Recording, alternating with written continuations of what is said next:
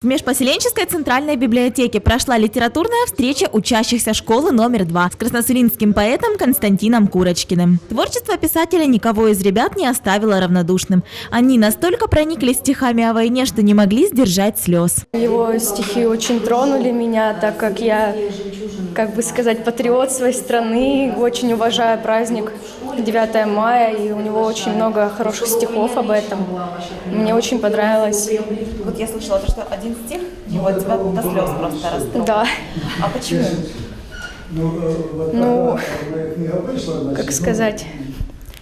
Я вообще очень трогательный человек, но вот такой человек пожилого возраста и пишет такие замечательные стихи, и глубоко такие чувственные, что меня тронуло, я просто не смогла сдержать своих эмоций.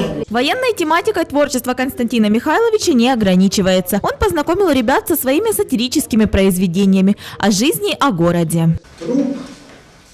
Труб, шеренгой могучий, подперев небосвод, ты стоишь возле кручи, мой сулинский завод.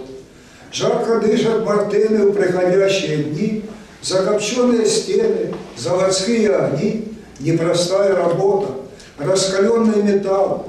Нет на свете завода, чтоб дороже мне стал. С твоего сотворения, с исторических лет, ни одно поколение здесь оставило след трудов не пропавших. Память, путь теребя, вспомни прадедов наших, создававших тебя, тех нуждою забитых, петлях царских оков, тех российских, небритых, работяг мужиков, что киркой да лопатой, дни и ночи горбя, под скалою щербатой возводили тебя. Будто волны прибоя твои годы круты, ты прости, что с тобою я сегодня на «ты». Мне тобой не гордиться, обращаясь к тебе. Я ведь только частица в твоей трудной судьбе. Я ведь тоже не молод и давно уж седой. Знал и голод, и холод, перемешку с бедой. Видел горького лета в дымном небе зарю.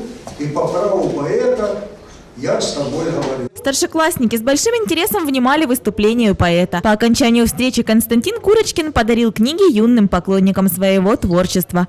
Мероприятие ознаменовало несколько значимых событий в жизни россиян, год литературы и приближающуюся 70-ю годовщину Великой Победы.